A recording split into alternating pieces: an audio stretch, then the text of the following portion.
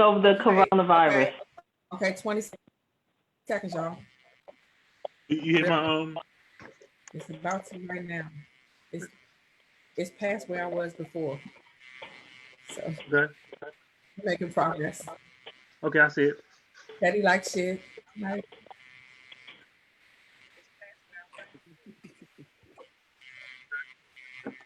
all right, stand by.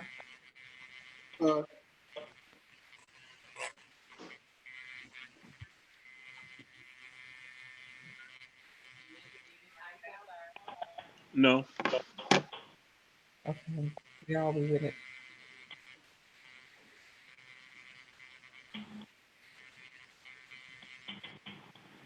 You know, Poetic Justice was on. I only watched that one time, and I don't remember it. Did I lose my black card? Shock, we on. You don't remember it? Did you ever have one? Ooh, you're hating that. And 10. I need 5, 4, 3, 2, 1. Stop just your camera. Yeah. There you go. Good afternoon, everyone. Thank you for joining us for another Soul Food Sunday. This is episode 7. Today is Sunday, April 19th, 2020. I'm here with my co-host. I'm Steph Lover. I'm here with Shaka. Anthony. Okay. We're working that. Good afternoon. This is Soul Food Sunday. You're here with your favorites at Soul Food Sunday podcast. So I'm your host, Stephanie. Today I'm here with Lisa.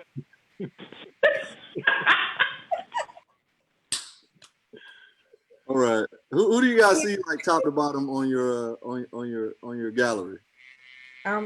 Okay, so on my right, on my left, actually, I have Shaka. Line 2, we have Lisa and Anthony.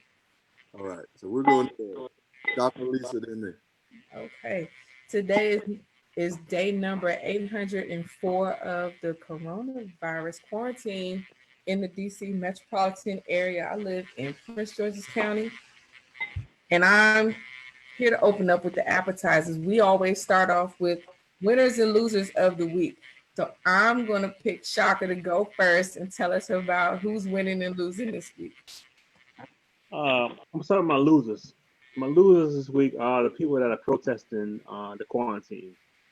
The overprivileged folks that don't believe in science, that think the coronavirus is a hoax, and that are listening to everything that their president is telling them. And just congregating, no masks, just showing their guns and being typical white men. So those are the losers of the week. The white male species. And women. And the women. And the women that follow. And the 53% that follow them. My winners of the week are the people. Because we're witnessing the Great Awakening, like where people are seeing the government like for what we see it as, or not just the government, just the world as it is. Like there's I think people are understanding that none of us live on an island. We all need each other, and that message is starting to seep in. So the more that seeps in, the more people win. I don't know how long it's going to take for that critical mass to happen, but I feel like we're on the road for that. So the people are the winners of the week. Absolutely. Lisa. I pass to Lisa. Okay. So my winner is my loser at the same time. And let me put some respect on this name for you. But Dr. Kizzmekia Corbett, Corbett. She grew up in North Carolina. She's an immunologist who is leading the vaccine trials. And she has, her pedigree is nothing short of amazing. For her to be only 34 and to have risen through the ranks of science and mathematics, is actually our thing. But she's risen through the ranks to get to where she is, and she's leading this White House effort. And she made some remarks that were somewhat critical of the administration and the people who are already appointed to serve around these trials, and actually the ones who are sharing the information. And so they found some tweets. Now, in all of this amazingness, she made some tweets recently, and those tweets were around the fact that up until this point, it's really only been white men who have had a voice in how this unfolds. And she thinks that that's a little bit problematic, especially given the number of black people proportionately impacted by this. So that made headlines. And what she essentially said was the stuff that we already know, which is that when you talk about limited resources, where are they going to go? And so she made an actual specific remark that says something like, if you have these doctors, you have these white doctors basically making a decision about who gets what, and if they only have one ventilator, who do you think is going to get it? Now that's given the state that we know is well documented of lower standards of care that black people receive, even weighing for controlling for income, right? So you can't just say it's just poor black people who don't have access. Well, that's a good part of it, right? Lack of resources makes that impact. But on a greater level, just being black is enough. So she made a comment about that, and, they ran with it as her, criticizing white men in general. And then that rolled up, and now they pulled some other old tweets from back in like 2003, where she actually made some negative remarks about black people. And so I feel bad because... What were the remarks? What did you say? Do you know? Yeah. What's the real? I mean, is there some context to it that we can like apply? I mean, because so far she's winning. I don't see where she lost yet. Okay. Like when white supremacists hate you, I mean, you're not losing. I mean, so and that's what we need to keep the eye on that, right? Is because they pulled up these tweets, and she did say something about, and I know what she said, but I'll just urge you all to go look. But she said along the lines of, I don't want to read it because I don't want it to look so. Read it, damn it. Okay. It's bad. I can't explain it like away. It's her feelings. So one thing they're trying to say that she's basically anti-black people because she said she, when she has children, she wants. While I'm trying to pull it up, so she said, what did it say? When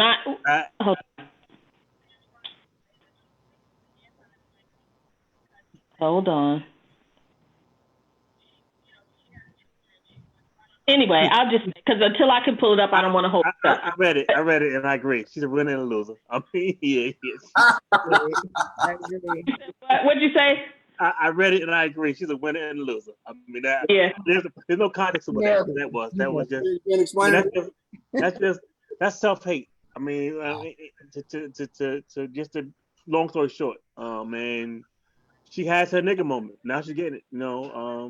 Yeah, I agree. Yeah. We're complex people. What'd you say? That's right. He said we're complex people. Yeah. Well, and so part of me wants to say, though, that, how old was she, 15 years ago? I mean, now we wouldn't, like, does she at least give forgiveness? Does she appear to understand now? I mean, no, you gotta take in consideration her orientation. Like most people, like I'm assuming she's African based on her name. No, no. She grew up. She black. She grew up in North Carolina. American black. I mean, no, that was before too. American black. I mean, that's part of the black bourgeoisie, where they she's probably not even if that's who she is, she's probably not even a generation or two removed from poverty and being a nigga that she's talked about. And I think sometimes we hate, but we hate in others what we see in ourselves, or we see in our own background. I mean, that's the only way I explain that. Because nothing else makes sense. I don't get it. Should she be attention seeking? I mean, yeah. I mean, with all things, everything else going on, like, who got time to fret over that? Like, one, you one of us. Two, right now you're a doctor, so you're more credentialed than I am to speak on certain things. Exactly. And you're closer to understanding the solution than I am. So who am I to say, I mean, it's just one of the things you say, okay, I can only take everything you say with a grain of salt. Just take it also, consider the fact that this is also a cry for attention, because it's fantastic as she may be in medicine and in her field, she's not getting the attention that she wants.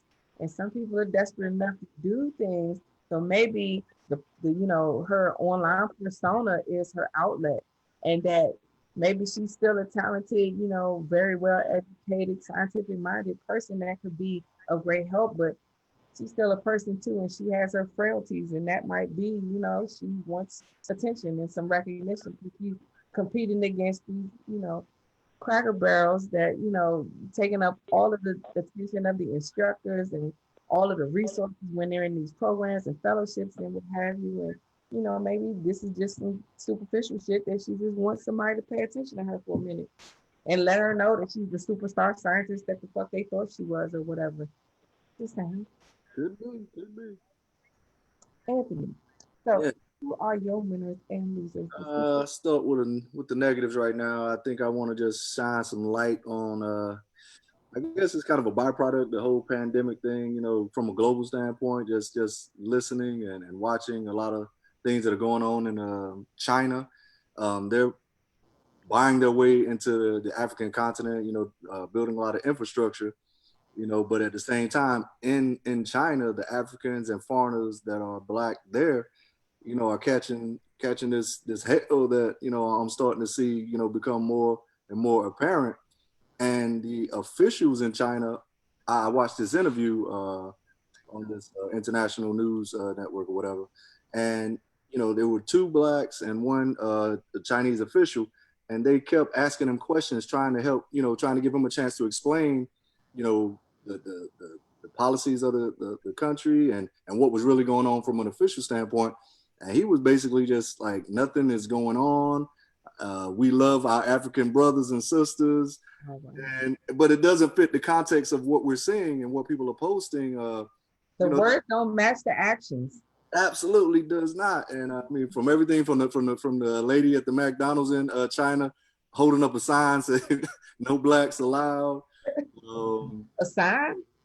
Yeah, I don't know. I guess she didn't speak English or something, but she was just holding it up, and you could read it, And I saw this one video where I guess it was this couple with the African or Black woman who was trying to get into a hospital. She was pregnant, and she was trying to get into the to be seen. And they stopped her outside the hospital. They had somebody checking people in to say you can't come in, and they were trying to get her to explain, but she wouldn't necessarily say it. But so I guess there could be something left to assume that it could have been something else. But these cases are kind of just starting to just pile. I even actually saw a brother getting beat by these Asian cats, and I was like, this is crazy. And the officials in China are just really just from their prepared statements or what have you, they're just saying nothing's happening, and we continue to have solidarity with our African brothers and sisters.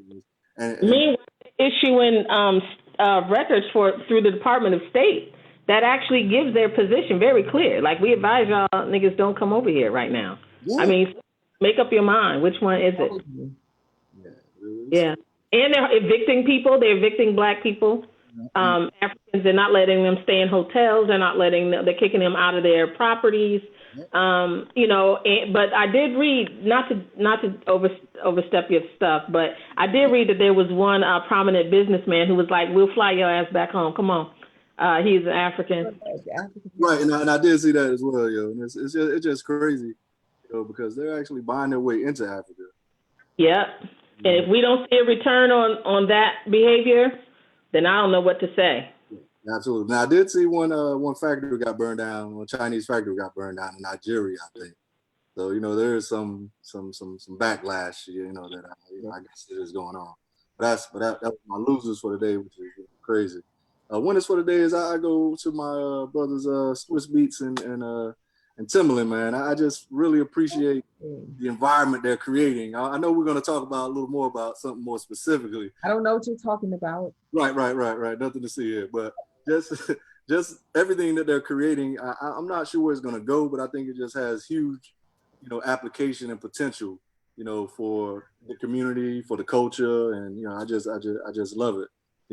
And listening to Swiss, they actually got offers from, I guess, networks, maybe television networks to actually, go on and do that on, other platforms. And he turned it down and said, no, this is something we're doing, and we just want to keep it here for now. You know what I mean? Got to keep it controlled until you know what you do with it. Because they see the potential of it. The numbers are really, shining a light on things. So I appreciate that brother just knowing his power and keeping it in his own hands. That was dope. Those are my winners and losers. What you guys said? Hey, all of you guys had a lot of great selections. I want to use my winners and loser selections to highlight like one thing that's kind of important. I noticed there was a lot of controversy around the class of 2020, the graduates who pretty much will not graduate in a lot of different states in 2020, unfortunately, due to COVID-19 quarantine and things like that. It just really bothered me to see some of the challenges, and I'll say some of the mindless challenges that people follow, and they'll look at, oh yeah, that sounds great. And if you really like dissect their rationale for participating, this on some completely shallow shit. Like, okay, everybody knows you 70 pounds lighter in high school. We fucking know that. Stop shooting for the fucking low-hanging fruit. Okay? You've been naked on Facebook for the last fucking 10 years, bitch, and you still not getting what you want. Stop it. We don't need to see you from whenever I'm sorry, I was bothered because had the class of 2020 really gave a damn, they are not even on fucking Facebook to read these geriatric posts. You're not encouraging anyone. Absolutely. Hold this L. Well, my winners. Okay, so my winners this week, and on that same vein, I want to applaud the class of 2020 from staying the hell off of Facebook to watch this shit show that I sit and lurk and enjoy daily. I appreciate you content creators, but here's the 2020. Y'all don't need this shit. It's nothing to see. I'll take it in for you, and I'm telling you, you're not missing much. Okay. It's still something they were looking forward to, though. But I did do a little thing on my page to give them, like, put up their cash apps. Those who are on, who are. That's a great one. That's a good one. Let's fundraise for them. Let's make it meaningful, family. I don't feel that bad for them. I mean, if I had my whole senior year or the second half of my senior year, I could have spent out of school. I mean, they can get a lot of them have a head start on their careers, on college. I mean, so I don't think it's all bad. I mean, they missed certain like monumental steps, like landmarks that we all pass by. But I don't think it's that big of a deal. I think they're unique people. They're like, we're the class that say they shut school down. I mean, they have this time to be creative, to be the creative forces that they are. I mean, I think a lot of them are going to come out better than they were, as opposed to going through that same mundane school, day after day. So it's not all bad. I don't feel bad for them, but I do agree with you. They don't have perspective. They don't have perspective yet to realize it, but I agree with you. They're not going to know because for now, all they know is the big build-up they don't get. And a lot of them may want to go to school anyway. So I mean, but they wanted all the gifts and celebrations that came. Yeah, of course they did. They wanted the car keys. They wanted the Miami trips. They get on that. Well, Miami, I don't know. The Miami is a whole story. It's everybody wanted to do something in the summer after their senior year at high school. Everybody does something, I mean, they absolutely deserve to celebrate, but like you said, they don't realize what's happening. I think they're getting forced out of their indoctrination into the system. You know what I mean? That farming system that we have. Yeah. I mean, they get kind of, so they're actually a lot freer, in my opinion. Mm-hmm. A lot of us going through that. But in that perspective, that's not what they want. They don't want that type of freedom. They want the freedom that they have to steal from you. But but all of that, helping them understand that depends on what we do next, really, as a society. So either, and one of the things I've been saying on my page is, like the new normal. Like, we don't have to go back. Like, your normal, it shouldn't be the same after this. But people will try. They will certainly try to get us back in, and people who need that will fall right back in line. But I think that we cannot allow it. Absolutely not. I think there's much potential. Like you said, a lot of people gonna try to plug back into the matrix. But like you said, it's like what we do, like our job would be to create, opportunities, create an environment for them. And that's our fault because we don't own what we should own. We don't own our own healthcare system, education systems, entrepreneurial kind of promoting systems for the people that are coming behind us. So that's on us now, whether or not we can create that, as we move forward. I think that's our trial. You know what I mean? Yeah, and I think we're doing it. I think the same things that, like, your winners and stuff around the this digital platform. There's someone who does these like bi-melanin expos, right? And she kind of builds it as like a party, and all the vendors. She took that digital, like, you know what I mean? Like, it's making people have to be creative, and hopefully that's sustainable, because we all know that when people took like Soulja Boy and them and that little generation who started to move their music from the mainstream industry to online, it's slowly taking back power out of that structure. So either we have a intentional plan to move forward, or we, drop the ball, fumble. I think honestly, if we don't, actually that's into the entree. You want to go ahead? If we don't create something, they're gonna run us over. Because I think they're in a space where they are creative, and they're gonna move forward with that because that's what feels good to them. That's what feels right to them. These young cats, they're not gonna wait on us. You know what I mean? So it's up to us to kind of either play along or get out the way. It's interesting you mentioned that. I wonder, from our perspective, do we feel that we didn't snatch the throne like we should have from the boomers? Hi, Boomer.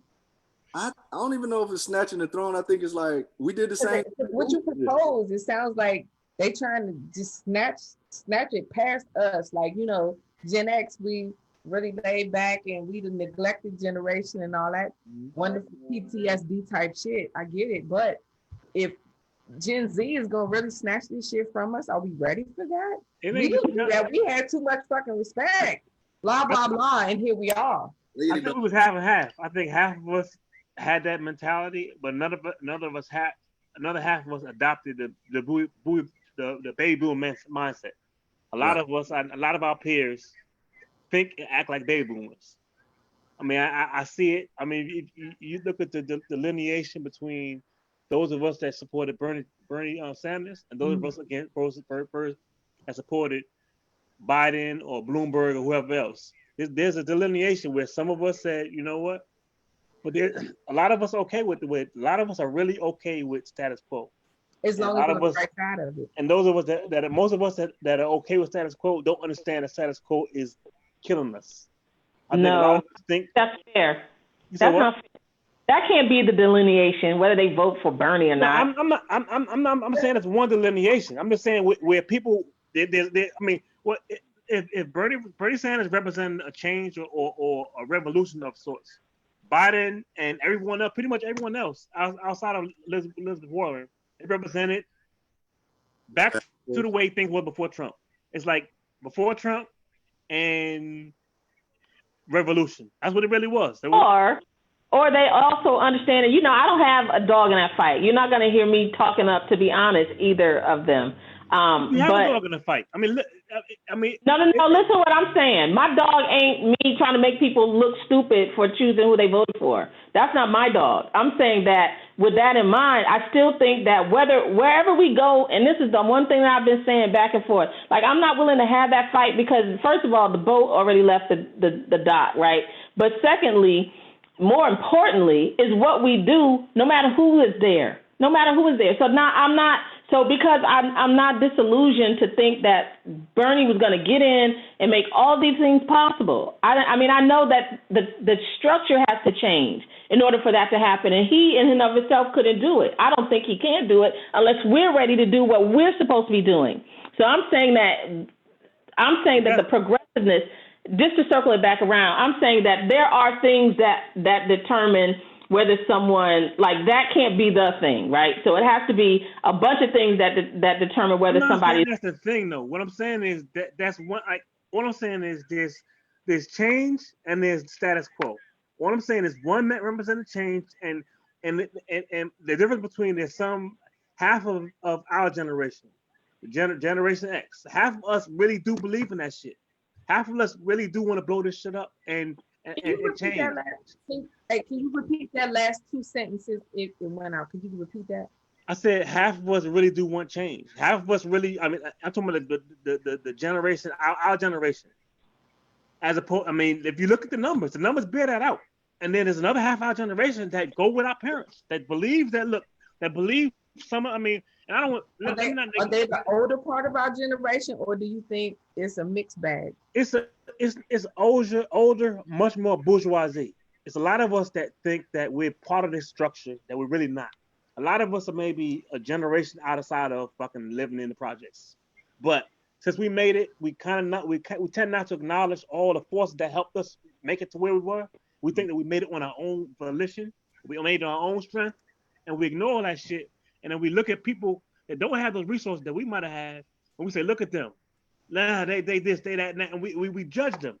And that is our generation. A lot of us are fucking bullshit. And that sounds just like a boomer. Dude, I listen to it, I see it, and it's disgusting to me, because a lot of them they forget where they come from, and they say, "Look, I made this, I did this, I did that, I," and they forget all the forces that helped them get to where they were, and they ignore the fact that a lot of people don't have that shit.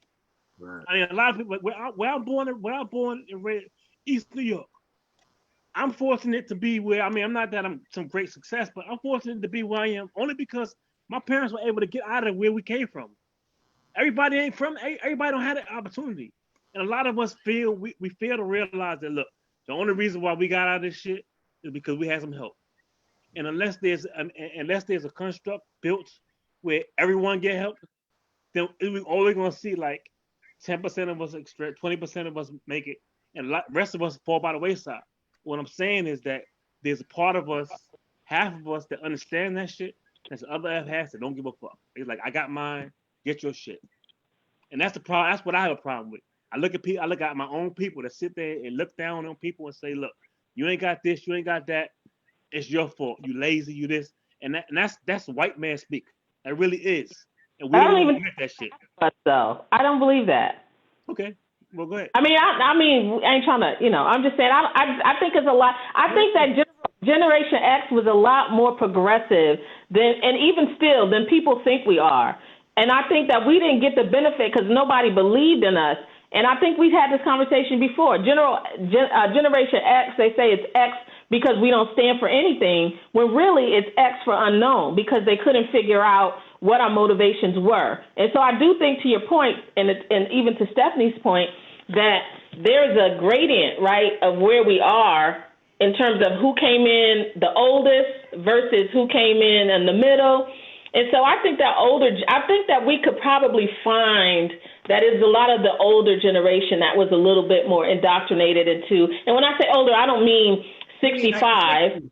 I don't want to say how old I am, but I'm saying, around that 54, between 50 and 54, I think.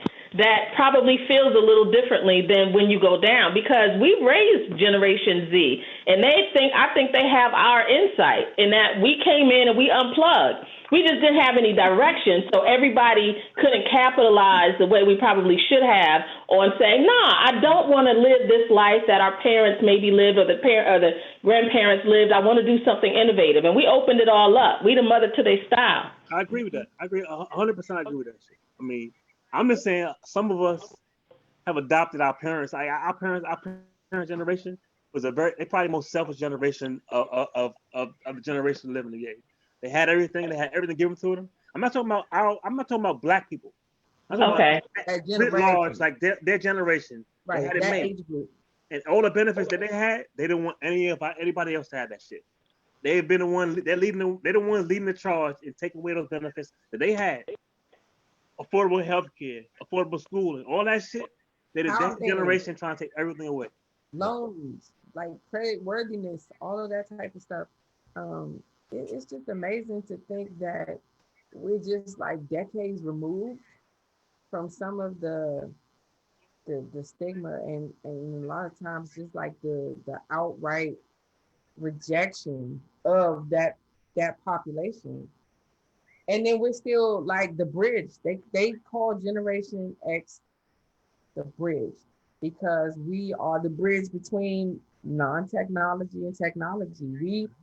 Okay, I'm not gonna prelude to later, but by and large, we do really well in the technology and IT sectors, and all of us are very masterful with all of our numerous devices. So And we have that social interpersonal. Like we still kind of get that and we still appreciate call it. people. We still actually call people when we want to just say something real quick. I might just call you. We're definitely a unique generation, and we should be leading. Like we created hip hop. Like we created the culture that the dominant culture of America. We created that shit, and there's a void. There's a void there where like the baton wasn't handed off to us, but it's time for us to kind of be that gap. Pick it up. Yep. Millennial and Generation Z, they on it. I mean, I respect the fuck out of them, man. I mean, we talk shit about them, but they innovate. They understand. They uncomfortable. Right. And I think we need to join them in uncomfort. Like we uncomfortable with y'all motherfuckers. Let's move together. That's part of the problem. That complacency part. We get comfortable in the things that we have, and I think that's the transition. Our generation and the generation before us came because we did get a lot. You know what I'm saying? A lot was given to us in a way. And a lot of comfort. Was built into that. And change is hard. Change is difficult. Nobody wants change. And that is going to be the piece where people want change, but they don't want sacrifice. They don't want to sacrifice for it. You know what I mean? And that's what it took. That's what happened in the civil rights era. You know what I'm saying? It was like people actually had to sacrifice to go on them boycotts and shit. I mean, and that's hoses and German shepherds and shit. Absolutely. So I don't know about all that. Our generation and maybe the generation before ours and the one person preceding us, that's the piece that's missing, the sacrificial piece, the willingness to be like, fuck it, it ain't about me, it's about those who come after me. So I'm gonna take this hit, I'm gonna take that shit, I'm gonna take these dogs, I'm gonna take the water hoses and whatever come with it. Just so we can create. I think Shaka made a statement. Shaka, you froze over there, bro. You good? That's me. Yeah, he made a statement about creating the structure. What Lisa and Shaka was saying that who's going to create it? Are we going to allow it to be created from the top down or for the bottom up? You know what I'm saying? And I think we have a responsibility. I think because everything happens from the bottom, that's where the foundation is built. So we have a responsibility to actually start building that infrastructure. I agree. That's going to support those generations that we're talking about coming through, and we can help mold because they're young. They got energy, but they don't have the wisdom part. You know what I'm saying? That's our responsibility to create. You know what I'm saying? So that way, they can not be kind of influenced by everything that's on the outside. You know what I'm saying? That's waiting to eat them up. You know what I mean? So that's right. Absolutely. Did Shaka come back? Wind back that last thought. I think so. That's some interference, Anthony. Can you run back like the last 2 minutes? What? Run back your last thought because we just had a lot of interference and I think it froze. Last basically saying we sounding real Riley right now. Got that Teddy Riley syndrome. Come on, man. He's not gonna be the next Riley.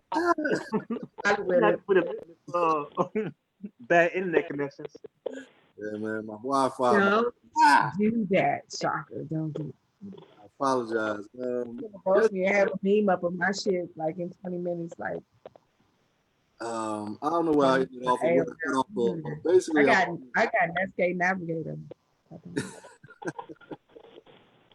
Basically, I was just going back to what kind of adding on to what Shaka and Lisa was talking about. Shaka said something about creating an infrastructure, and I think what he was saying, I think, was the structure that's going to kind of help usher in that generation that's coming behind us. So then so they don't have to go through, what we go through by having to deal with, that suppressive force that actually causes a wedge in our community. You know what I mean? Between us, man, woman, rich and poor, what have you.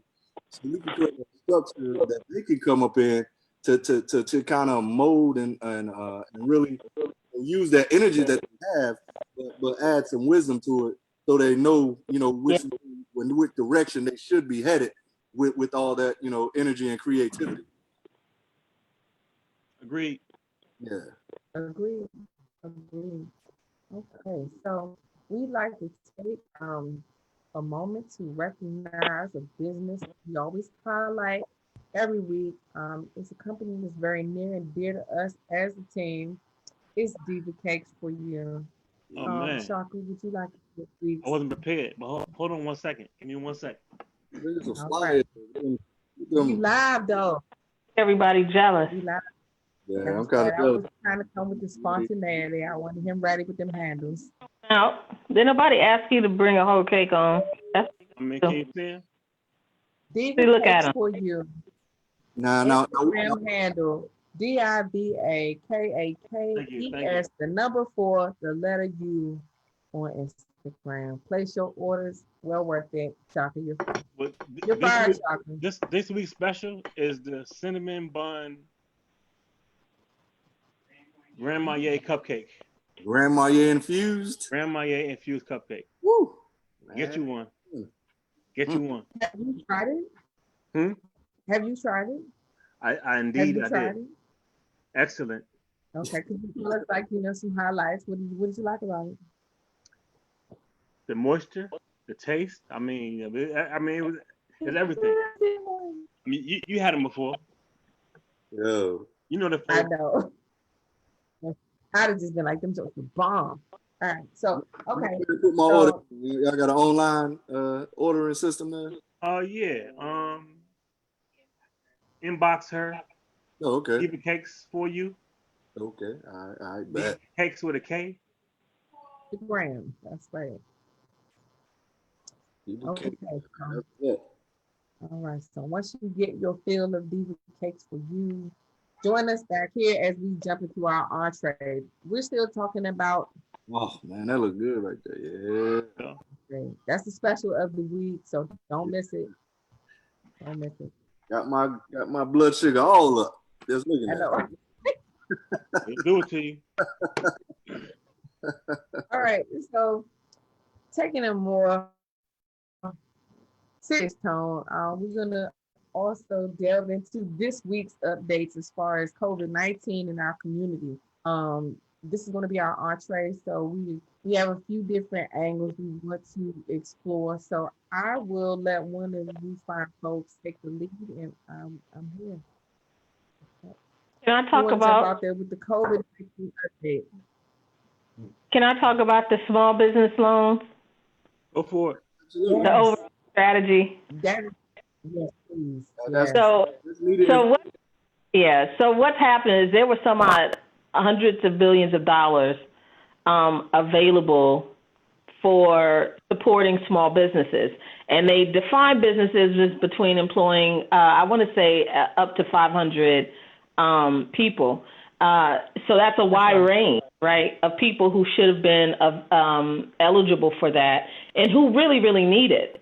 And so what's happened is the very first thing that happened was that they shut it down.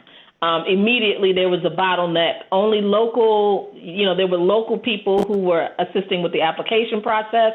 But then once you get to the approval process, that was a federal thing. And so it fell from that point on. And then by the time they got through those applications, the money is gone. Now, I can only say my opinion, right? But I think that if I were employing about 400 or 500 people, I threw this to my accountant. I didn't even deal with it really. I just said, wow, here's an opportunity. Let me throw it to my secretary. Let me throw it to my accountant. Just fill this paperwork out real quick and turn it in. They done. Now, most small businesses who are going through this federal application process, they need to, dot all their I's, cross all their T's, so they're looking for this and they're looking for that. And I'm saying those people are going to be phased out, right? Because they're not going to get this help that they were supposed to get. And whenever we look at help, we always have to cut it down through race, right? So I wonder how many black people got any of the money that went out already. And I would with the big business. Most of it went to like big corporations. I mean, that's where. Another one is he did that they just gave out 32. What was it? 32 million, or it ended up being like 64 million or something. Ultimately, how many mom and pop farms who sell their wares at the farmers market got any of that money? Shut it down. They just shut it down. Well, they fired the inspector general, so the person overseeing how the money was, being allocated was gone. So that was the first thing they did. So you gotta know everything after that was they greased the palms of the folks that helped them, Yep, I don't doubt it. And so we lose yet again, and now he's throwing the bomb in the air so that we don't pay attention to how much of a fiasco that really, really is. So they want y'all to go back to work. Right. They need to take their asses back to work. Let them go and guinea pig and be the goddamn canary in the mine. That's what they should do. If that's what they believe so strongly, that they would storm the Capitol, then take your ass into your office and go lick the phone and go sit your ass down. Not the phone. 14 days. That's all I need to hear. I think a lot of them believe like the reports that came out where we're more susceptible, like we're the biggest victims of it. A lot of it in their head is a black disease. Like they don't give. A lot of them. That's how they interpret shit. Like, oh, niggas are dying. Great. So we'll open it up. So we'll know in the next few weeks how that worked out for them because they back in 14 days. They greatly congregated. But I think. Above and beyond that, I think what y'all president is doing is he's stalking civil war. I mean, because, oh yeah. I mean, what he's doing is, that shit is like we laugh at that shit, but that shit is serious business. I mean, they congregate with guns and the language they're using. I saw one of his tweets that specifically referenced their Second Amendment. Yeah, so he know what he's doing. I mean, he's a master propagandist. I mean, he's not good at a lot of things, but what he's good is propaganda and spreading that shit. He's getting the message out to his people. He's efficient at that shit. And so now the states can fight amongst themselves, right? And then the heat is off of him. He good at that shit. Like he went to school for that. That's what his actual degree is in, deflection. I mean, that's a superpower. I mean, that and being fucking shameless as fuck. Like, he ain't fucking shameless. Like, you ain't gonna beat him out. You ain't not gonna out shame him. Right, and to me, as much as if you look at it like a chess move, three moves ahead. As much as it's stoking the fires of a civil war, it's actually making a move for him to constitute, to kind of whether I don't know the law, the executive order, the martial law, to keep himself in office because that's for him and a guy with a mentality like his, that's an option to say, hey, I ain't leaving. We on the federal, executive order here. Yeah, that's his goal, man. Let's be real. That's his goal. He's not trying he playing like if you watch how he moving, he not looking at like that's why I'm voting for Joe Biden. I mean, I can't stand Joe Biden. He ain't shit. He an old senile ass bastard. But Lisa, what you doing, Lisa? I'm voting for him because he needs at least he at least needs the electoral college in his feather in his cap. Because it's not going to be a peaceful transition of power at all. Not even close. Like so, I'm willing to give him that shit, and then the day after he wins, I'll start opposing him and everybody supporting him. But until then, he got my vote because this motherfucker right here, he playing with keeps, and he's the fastest. I mean, he's not something like Joe Biden. He's a lot of things, but he's not the fastest. Right. Mm. I mean, so and I'll give him that. He's not a fastest. I mean, it's And fucking sorry that's what we had to decide on. Like, I'm gonna go with the guy that's not the fastest. Yeah. That's the That's the point. best But, we can come up but with. that's what it is. That's the best case I can make. Lowest. Not a fastest. And Mhm. it is not even that he knows what a fastest is. Right. He said. Right. He just knows he wants the spotlight on him. He wants everything that he feels like he deserves. And honestly, he's a motherfucker that probably believes all of this is his. He deserves all of this power. I don't know if he can remember that shit. He can't. You gotta put that shit on a postcard for him to remember that shit. I don't even know I'm not even giving him that much credit. Honestly, man. Like, He's just following the money. He's just trying to get his money back. I mean, the money it's not even about him. It's the people that put him up there. He's gonna protect our assets. He's not going to get to the point where we got to pay taxes. That's what it is. Right. I mean, it's a middle ground between fascism and neoliberalism, where corporations run shit, but we're not fucking slave drivers like these motherfucking fascists are. That's where we at. That's really where we at. So I'm going. Well, we're gonna. And all of this depends on what we do after the election. Like, that's going to matter, because we can't just continue to act like things are just going to work out without us. And, unfortunately, though, I know with these protesters out here being crazy and deranged, who not following none of the rules, and if they just follow, the rules, they wouldn't be so angry about it. Because ain't that what they said about Black Lives Matter? When we was blocking traffic, that wasn't the right way to do it. There were other ways to do it. Where's the other way, right? Right. But I will say that one thing that I would like to see, I will phrase my words carefully. Anyway, look, there are lots of laws put in place against protesting as a result of the Black Lives Matter movement. And it's this particular administration's Department of Justice who did it. And it makes the laws a lot more stringent. It makes the repercussions a lot greater. And I want to see if they ever thought that they was going to have to exercise those same rules against the people who look like them. Right. I don't think they have any intention to, especially when it's those that support their agenda. Yeah, they're gonna see it. They're gonna see where the line is, and everybody should see where the line is. Chinese people need to see where the line is. We need our other immigrant family members who brown like us and black like us need to see where the line is drawn, because it seems like up until now everybody thought we was just being like, woe is me, and not really realizing how far we've made it. And during these times, and that is just on us. Well, now you see how quick them tables can table. I think they always knew that. I think that's why they always use us as default. Like, you treat me like a nigga, you treat me like black people. So they know that shit.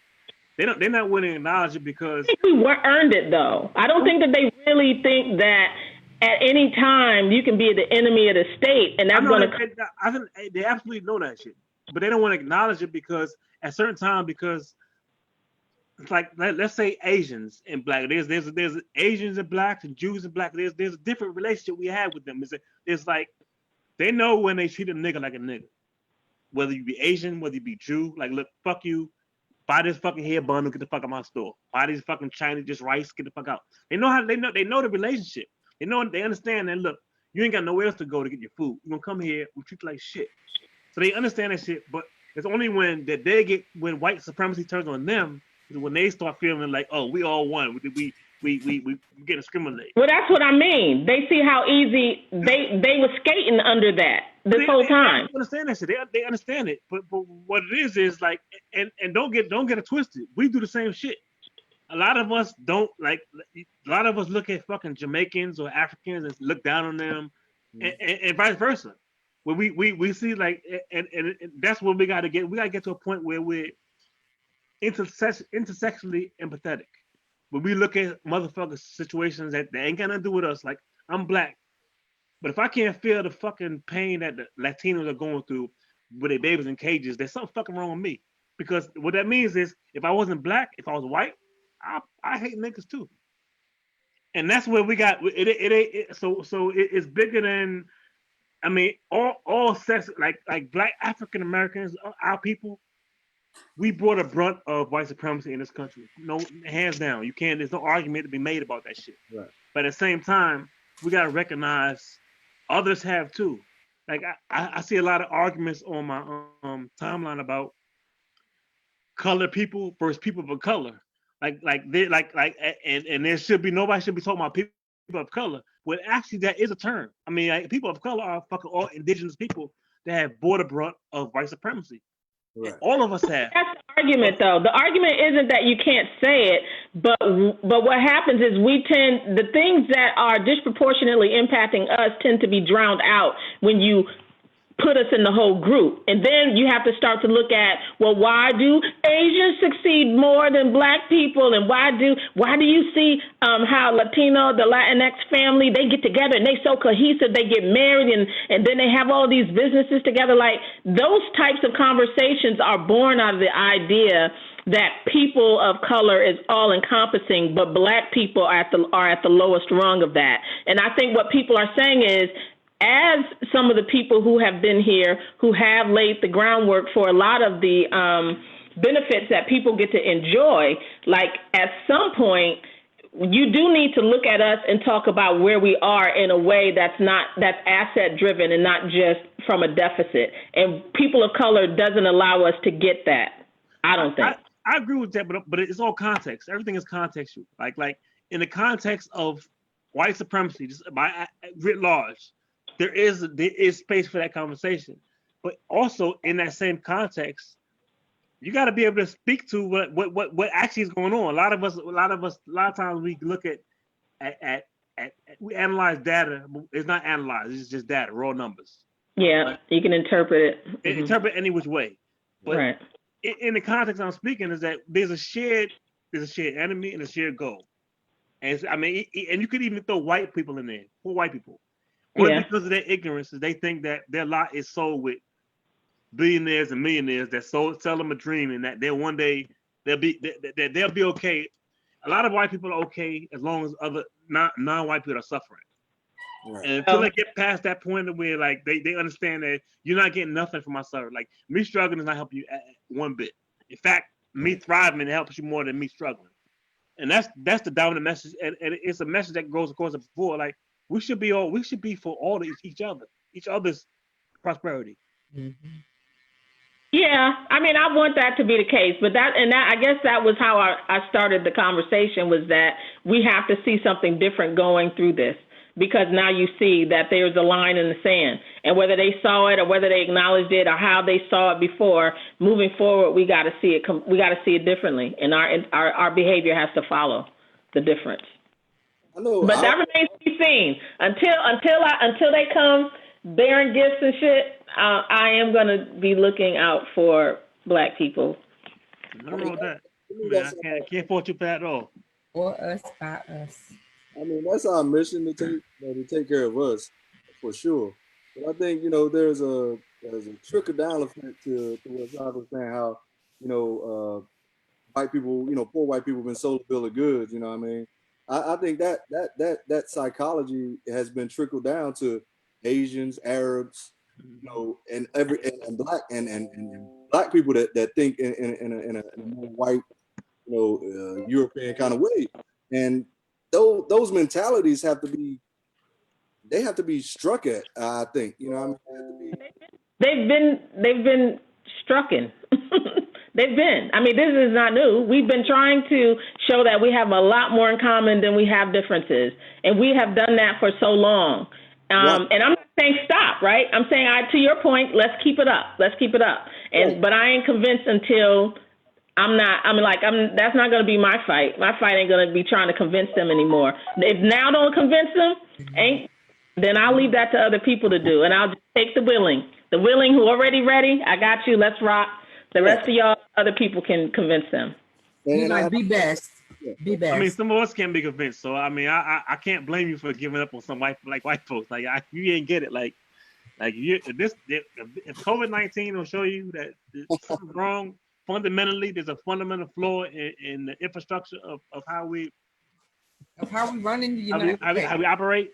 Then nothing. I mean, a lost cause. Yeah, it's like, you know, that structure has to fall, and that mentality has mentality has to fall.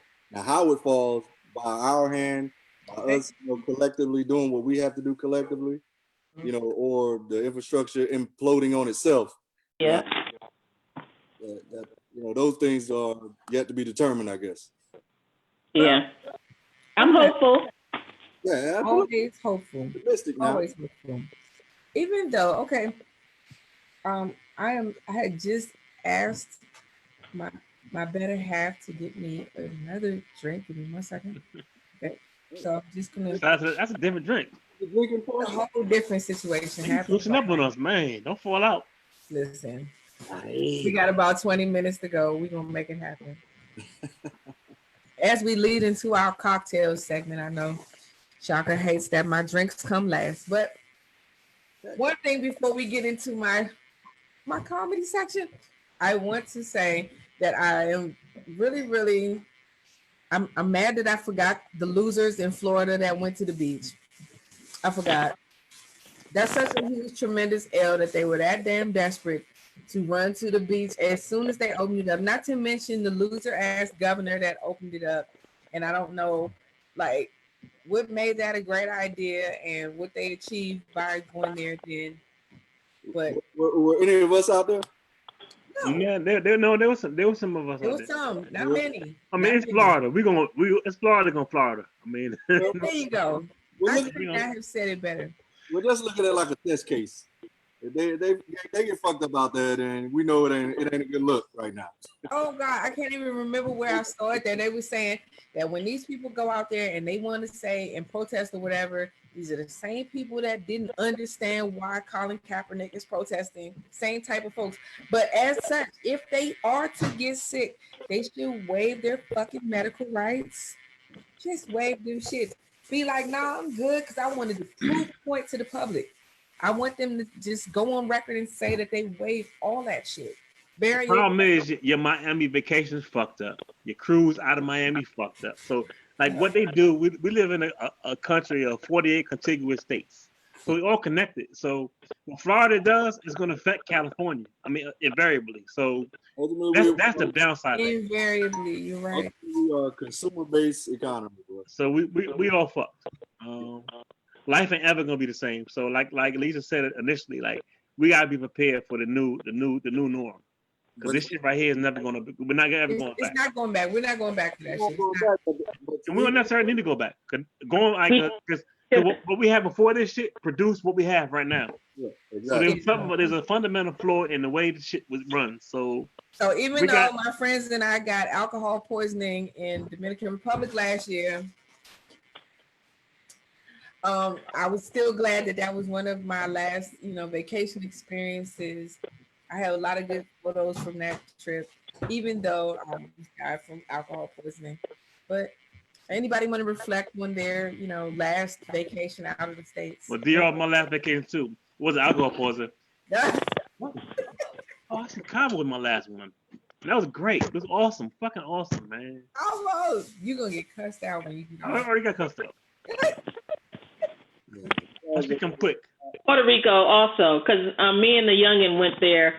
I was supposed to have done South Carolina, and we have Morocco coming up. No, you don't. I know, right? I'm just like, it's in September.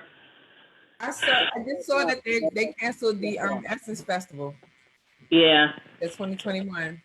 Yeah, so with it, me and the youngin went, kicked it on the beach. Like, it was beautiful. It was a great time because it was a quick little let's go do this for a week, and and we was gonna save the bigger things, and that shit is all shut down. All down. Mine was either Las Vegas or Miami. I can't remember, but I can't wait to get back.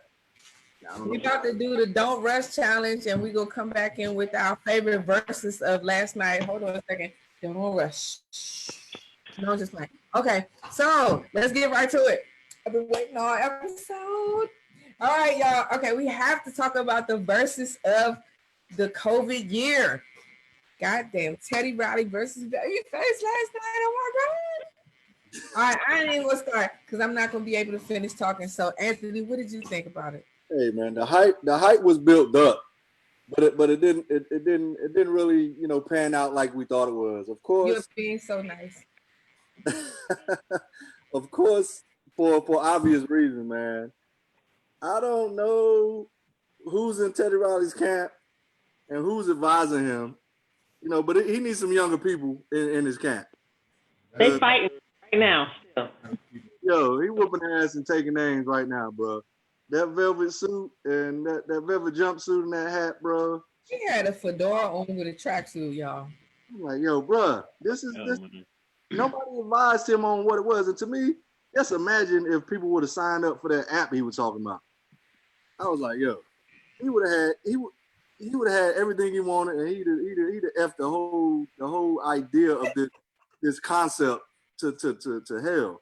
It was just hilarious, bro. It was hilarious, and Babyface has the most patience of a man I've ever seen. I tell you, he's more unbothered than Omarion. I swear to you, I aspire to that level of patience in my existence. I mean, he won, but I don't give no proper patience. See, I mean, he's winning. Like if I'm winning, I'm on space saying I whoop your ass. I'm not being patient. I'm whoop your ass. Like, and he's whooping his ass like. And he whooped his ass with some throwaway shit. He's some shit he wrote for some scrub nigga, Bobby Brown. He wrote these songs like so he didn't go into deep in his archives with his deep shit. He remind me of Hagler Hearns, 3 rounds, great fight, but Hagler just beat that ass. It was Hagler Hearns and like I mean it was 3 songs like. 2 from Bobby Brown and 1 from him. Like he ain't go deep. He go after 7. He do he put up the deal of all things. Like so he won the week. He the winner of the week. Like hands down. Like Babyface killed. Like a win or loss right now, bro, because it really didn't pan out. To me, who won was difficulties won. Well, you know what? It's also his cool head, right? Like his demeanor won, that maturity won. Like the tip your hat on the way out, won. Gracious shit. Nah, he won that shit. He killed that shit. Like, I mean, honestly, like in hindsight, that's not even a matchup. Like, it should be like Babyface versus like Terry Lewis and Jimmy Jam. Like, yes, like it's no really like there's no matchup. Like nothing Teddy Riley could like. He played 2 Bobby Brown songs. He ain't played none of his own. Like, he played one of his songs that's not even close to his best song. Right. Like what was Teddy? What else Teddy? That's why he had to have his hype man in the back, and he was dancing for his. Like what was Teddy Riley? What's the best Teddy Riley could have done after that shit? And then he even told him like, look, he on the slide. I think that shit. Even on the slide, he was like, look. He basically told him, look, I have Bobby Brown first, and then we send him to you to do some whatever shit. He faking like, look, it was like a backhanded compliment. Like, yeah, I wrote some shit from him, and then we threw him to you. I hit it first. And Bobby Brown first album is a seminal shit. Like, he ain't do nothing better than that shit.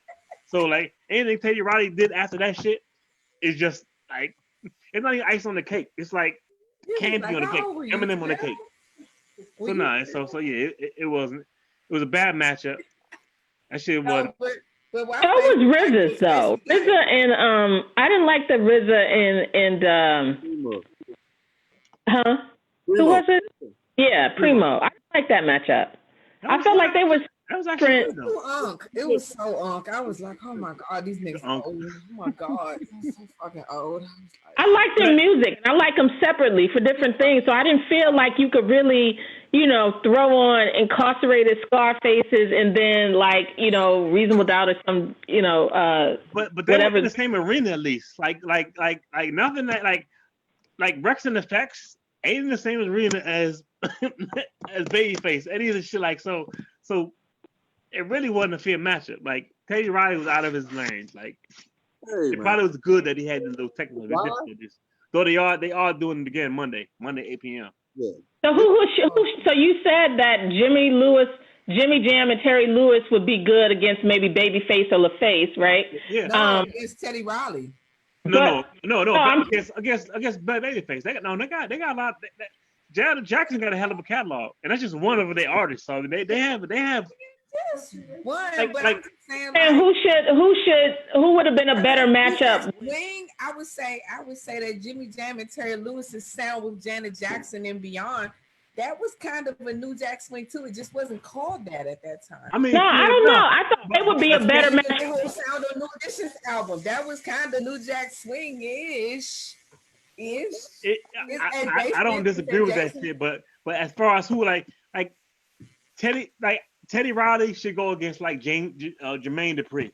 That's what I was going to ask you. That's the thing right there. I don't see either of those two for Teddy. I mean, Not that I bet you it's more even match. I mean, no, Jermaine Dupri would really be more towards like Dame Dash to me. Jermaine Dupri. Hey. Dame Dash. Yeah, I was like, Dame Dash. Early Kanye, whoever the hell that was. A Diddy or like a Kanye? Well, a Diddy. Diddy, yes, Diddy. Diddy and Jermaine Dupri, yes. They come out of the same, Andre Harrell and all that. Timberland even, yes. I'm saying for Teddy though, y'all feel like Yeah. Yes. All that early all of that Uptown Records, Heavy D, all that shit. Outside of Guy, I mean, most of his shit is like upbeat hip hop, like fast, dance music from the early 90s. Yes. I was just who you was talking about. Yeah. No, I agree with that though. No argument.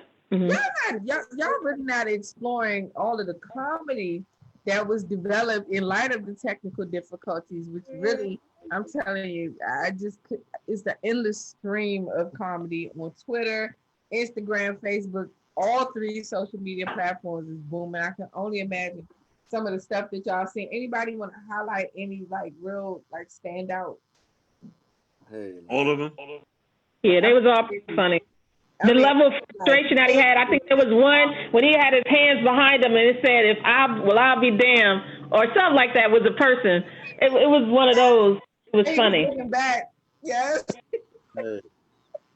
To me, the most amazing part was how quick it is. The internet is like, they not playing with you. Oh my God. It's like, it's like flipping a switch, yo. People couldn't wait to get that shit out there. And to me, it was like, it started when Teddy Riley was like, okay, y'all, we're gonna stop right here and we're gonna be back at 10:30. And then you can see the numbers go down to like, I think it was up to like something like 400,000 views. They had numbers. They had numbers. You said that it went down to like 200, but then it went back up, and I was like, yeah, that's all the haters right there. It went back up to like 400. I was like, them the haters, they waiting. So I was like, yo, it was crazy how quick people are to like, to hate. Yeah, I mean, it's the other side of the internet. Don't niggas hate, man. It's just comedy. Like niggas like funny shit. Like just getting roasted. It's comedy. It's hilarious, but it's just amazing how fast it is now. I think it's a win for the culture again. Comedy doesn't wait. Comedy waits for no man. I think it's a win for the culture though. It's another one iconic moments in this COVID African American history. What the hell? What's that? Who's that? Teddy's team. Oh, this is my favorite. This He rapping this shit. He going to bed. He's not fucking with y'all at all. I'll tell you, Babyface don't stay up after 10:30.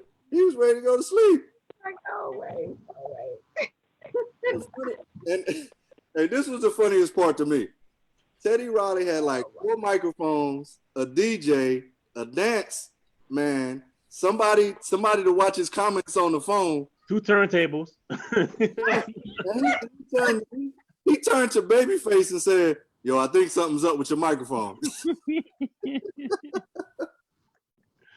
Yo, that shit was hilarious. I was like, man, yo, you got a dancer. And the funniest skit was to me is somebody spoofed the whole scenario. Yeah, did you see that guy? And at the end of it, they had somebody coming through the door saying, hey man, I Spice Adams. Yeah. Spice Adams, oh my God, he killed it. I think he won. The live is over. The live is over. He won. I was dead. I was dead in my tracks. Oh my God. I was like, yo, comedy. It was another good moment for the culture. Like it was fun, something that's fun. Look back on one of the memories we all collectively. Like you can reference it, you know exactly what the middle. Yeah, Teddy Riley moment. I mean, any way you put that shit, You're man. like, oh man, you Riley like yeah, shit. Man, so yeah, You Riley. so it's good. It's a win for Teddy for real. I like who the fuck talk about that nigga anyway? So.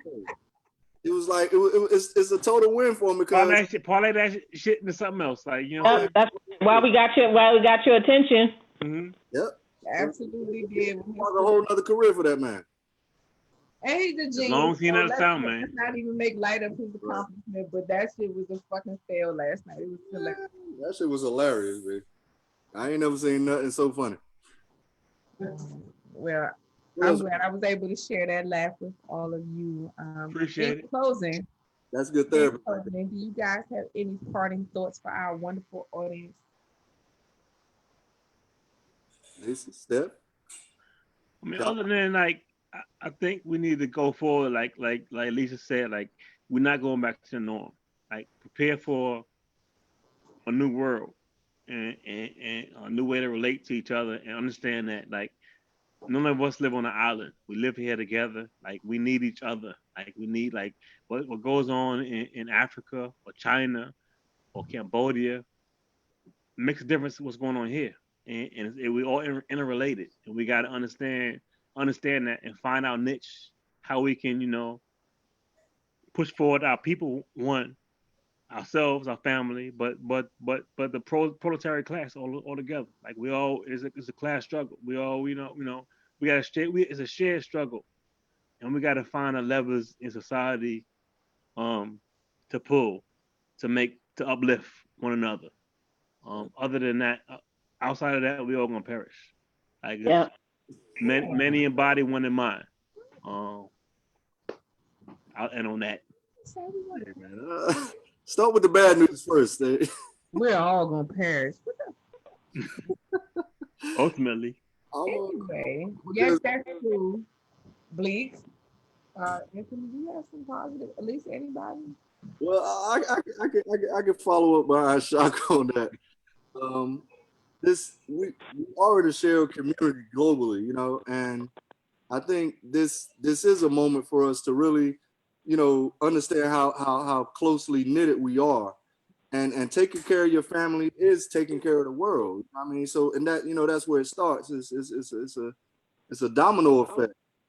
So I think that we bear the responsibility to understand that that we have that connection, and for us as a community, really understand, we the best at taking lemons and making lemonade. We do that.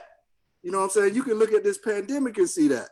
Well, niggas we ain't soaking, we ain't pouting. We got mad jokes. Mad jokes. We and think about that shit with Swiss and Tim.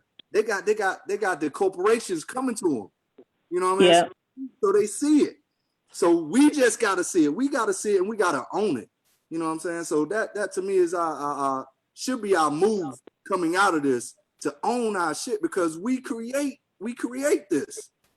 Whether we build it through the lashes on our back or through our creativity, just being, You know what I mean? So, bro, that to me is our move. That's our mental next step, is to understand the power that we hold and see what we do in times like this, where we have each other, we deserve each other, and just take that energy and just really own it. You know what I mean? From a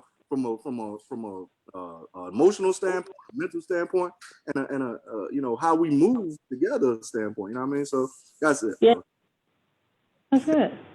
Y'all are hopeful. Me too. Absolutely, yeah. Always hopeful, always woke.